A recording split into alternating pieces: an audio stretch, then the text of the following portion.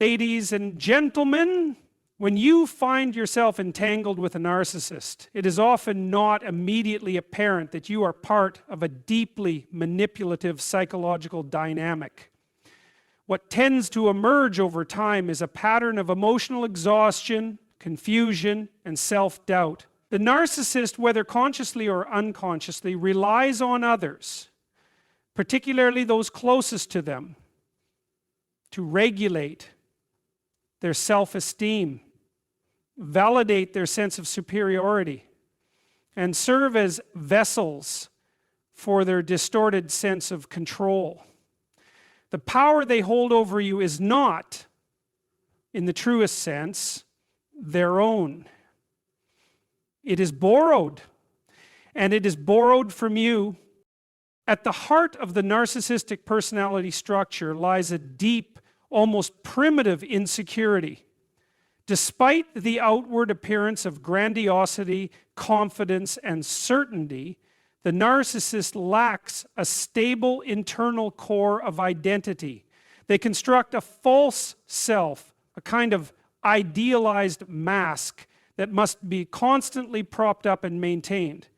But a mask, by definition, needs an audience.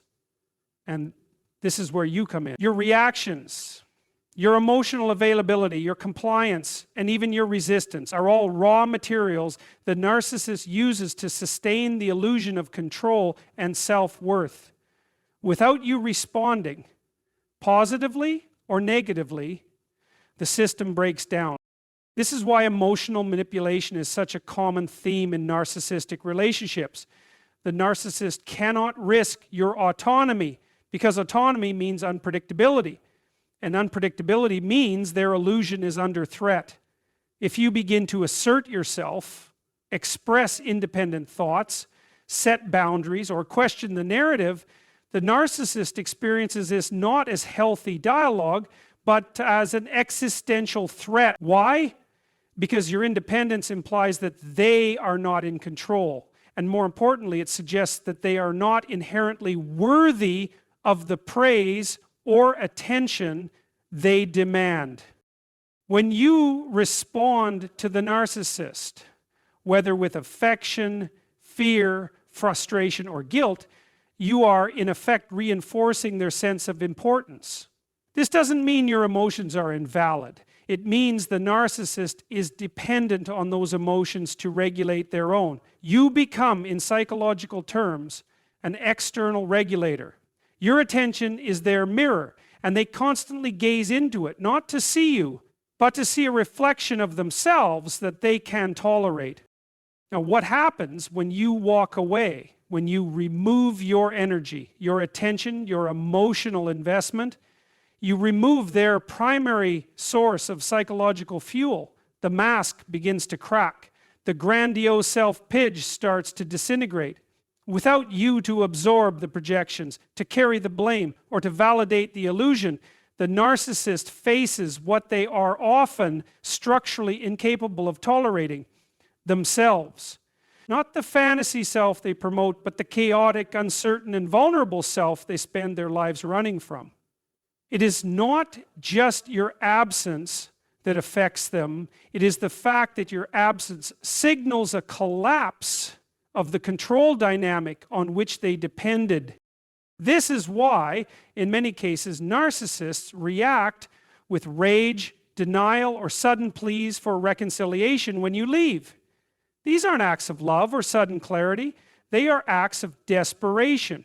They are attempts to restore the system. But if you resist being pulled back in, if you maintain your distance and uphold the boundaries that were once eroded, something profound occurs. The narcissist loses control, not only over you, but over the fragile self-immanence they have cultivated through your compliance. Walking away is not merely a physical departure. It is a psychological rupture.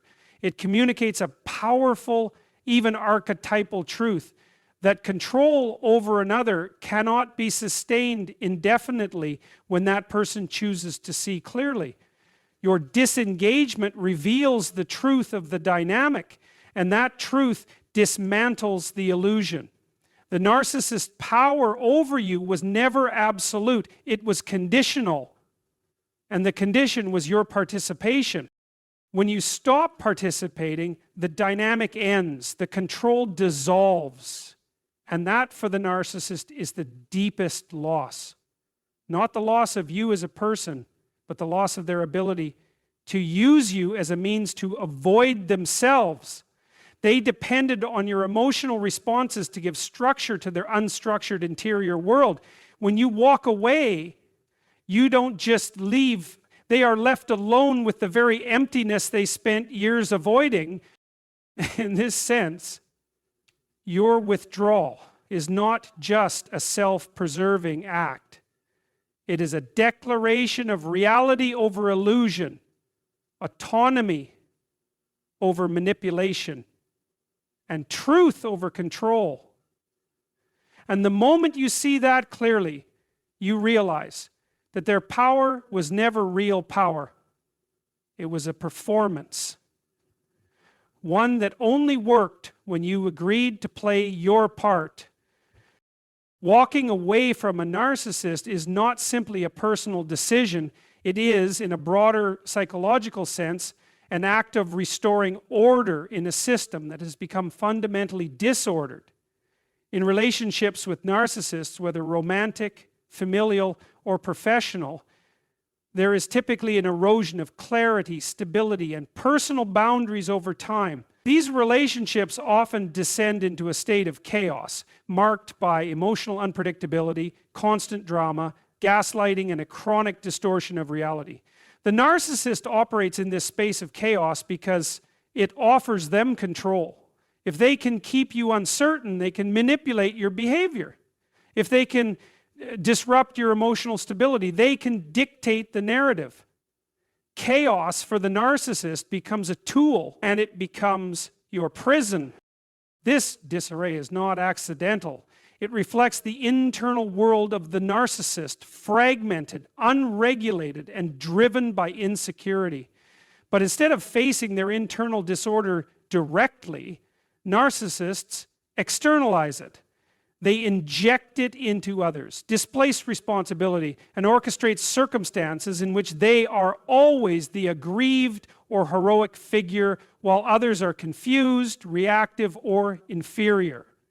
Over time, this dynamic destabilizes those involved. It induces a kind of psychological fog in which people lose their sense of direction, of truth, even of self. In this context, walking away is not merely a rejection of the narcissist, it is a rejection of the false reality they have constructed. And this has immense psychological significance. It is a moment in which you draw a boundary, not just between yourself and another person, but between truth and falsehood, order and disorder, the known and the manipulative unknown. The act of leaving becomes a moment of moral and psychological clarity. It says, I will no longer participate in a system that erodes my identity in order to protect someone else's illusion. From a psychological standpoint, this is an assertion of logos, the principle of rationality, truth, and meaningful order. Narcissists tend to reject logos. They reject the idea of shared responsibility, mutual respect, and truth as a shared foundation. Instead, they seek domination, special status, and unilateral control over the emotional tone of relationships.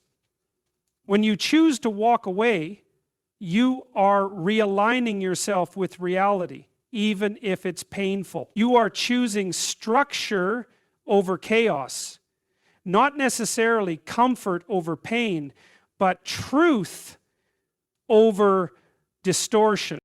This is a process that requires immense inner strength because the narcissist will often escalate their tactics when they sense the collapse of their control.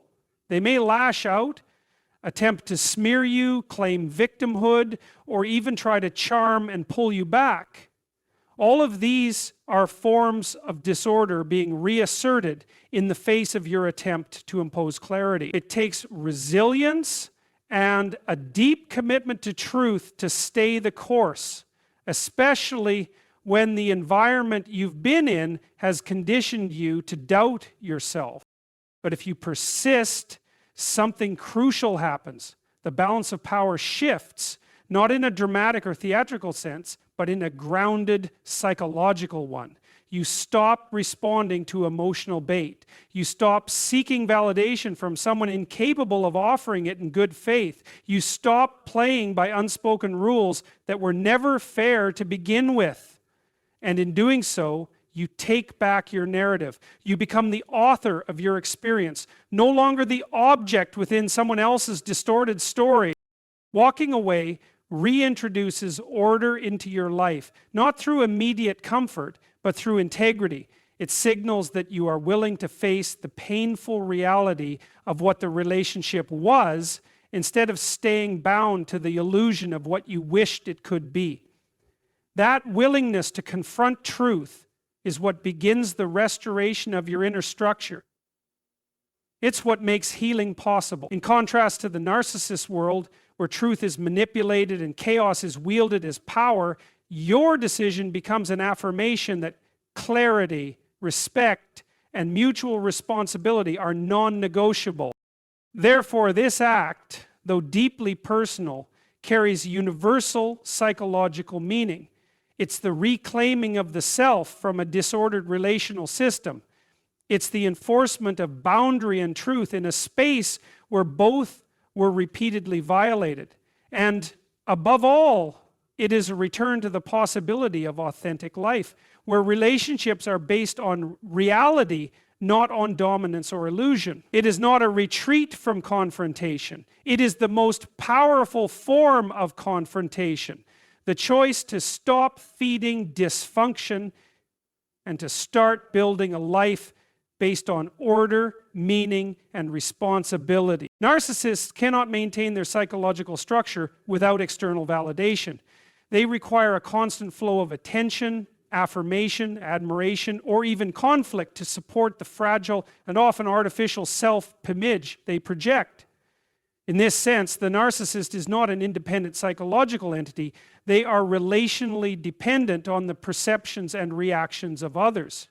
This is where the metaphor of the mirror becomes essential. A narcissist needs a mirror, but not to see you.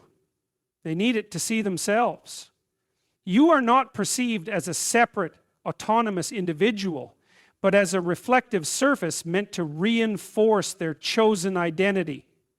Your role is not to be yourself, but to reflect back to them a version of reality where they are superior, infallible, and central. Psychologically, this process can be understood as a kind of projection and introjection loop. The narcissist projects their idealized self-picture outward and uses the people around them, especially those in close emotional proximity, to mirror it back to them. If you validate this image even passively, you reinforce their sense of identity. If you challenge it, even unintentionally, you threaten their emotional equilibrium. This is why narcissists are often hypersensitive to criticism, rejection, or even perceived indifference. It is not simply that they dislike criticism. It is that criticism disrupts the fantasy they rely on for psychological survival. This dependency creates a highly unstable interpersonal structure. The narcissist's sense of self is not self-sustaining. It requires constant mirroring. Unlike psychologically mature individuals who can tolerate negative feedback, engage in self-reflection, and draw on internal resources for stability, the narcissist must outsource these functions. You become a tool in their emotional regulation. Your attention, reactions, and emotions serve a functional purpose in maintaining their constructed reality.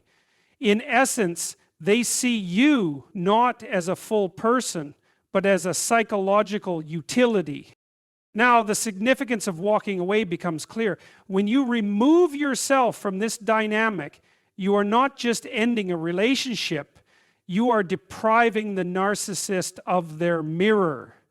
You take away the reflective surface through which they sustain their illusion of identity. This can lead to what psychologists often call a narcissistic injury, a deep wound to their ego structure that is experienced as intolerable because they have not developed a robust inner world or true self. They cannot easily restabilize after such a rupture.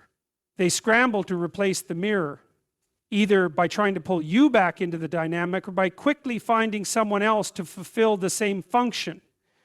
But the damage has already been done because in walking away you've revealed a fundamental truth. They are not who they believe themselves to be without your cooperation. This realization is often unbearable for the narcissist. They may react with rage, smear campaigns, or desperate attempts to reclaim control. Not necessarily out of love or attachment, but out of necessity. Their false self is crumbling and they are fighting to preserve it. This is why their reactions can seem so disproportionate to the situation. It's not the loss of connection that devastates them. It's the loss of reflection. Your refusal to mirror back their idealized image is interpreted as a threat to their very existence. What's important to recognize in this is the asymmetry of the relationship. While you may have entered into it seeking connection, support, or love, the narcissist entered into it seeking reinforcement. These are fundamentally different relational motives, and the longer you stay in such a dynamic, the more you are conditioned to suppress your needs, ignore your instincts, and participate in your own erasure. Your humanity is sacrificed to maintain their fantasy. Walking away, then, is not just a declaration of independence. It is a moral and psychological act. It says, I will no longer serve as your mirror. I am not here to reflect a lie. I am here to be a full, complex, autonomous person. This shift is powerful, not only because it ends the narcissist's control, but because it restores your own internal coherence. You begin to reestablish the boundary between self and other, between truth and illusion. You stop serving someone else's identity and begin reclaiming your own. In this sense, the collapse of the narcissist's control when you walk away is both inevitable and revealing. It exposes the hollowness of a self that could only exist in reflection. And while this collapse may be painful to witness, it confirms something essential. Your power was never in submission. It was in your capacity to choose not to participate. When you walk away, the mirror shatters, and in its shards, the truth becomes undeniable for both of you. When you walk away from a narcissist, the psychological transformation that occurs is not limited to the cessation of abuse or the end of a dysfunctional relationship. What truly changes, what matters most, is that you begin the process of reclaiming personal agency and responsibility. This is not responsibility in the sense that you were ever at fault for the narcissist's behavior. Rather, it is responsibility in the deeper psychological sense, the acknowledgement that while you could not control them, you can choose how to respond, how to heal, and how to build the life that comes next. In a relationship with the narcissist, your sense of agency is slowly but consistently eroded through manipulation, emotional coercion, gaslighting, and boundary violations. You are trained, whether consciously or unconsciously, to question your own perceptions and needs. You may begin to seek their approval for decisions that once came naturally to you.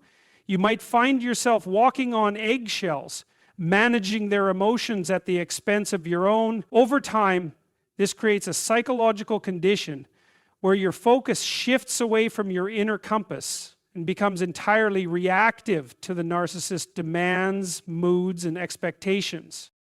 This condition, sometimes described as a form of learned helplessness or trauma bonding, reinforces a damaging illusion that your value is tied to your ability to maintain the narcissist's approval. The more you try to appease them, the more you feel responsible for their moods, their perception of you, and even their treatment of you. This is how narcissistic relationships invert responsibility. The narcissist avoids accountability. While you absorb it, you become not only the emotional caretaker, but the scapegoat. To walk away from this dynamic is to reverse this psychological inversion. It is to say implicitly and explicitly, I am not responsible for your disorder. I am responsible for my healing. That distinction is profound. It marks the beginning of psychological maturity and re-empowerment. When you leave, you are no longer trying to manage someone else's dysfunction. You are choosing to manage your own reality. This requires courage because it means facing pain, grief, and disillusionment directly without the distortions or distractions that characterize the narcissistic environment. Taking responsibility for your own life after walking away does not mean you ignore the harm done. Rather, it means that you stop letting the harm define your identity. You begin to understand the role you were conditioned to play, but you also recognize that you have the power to step out of that role.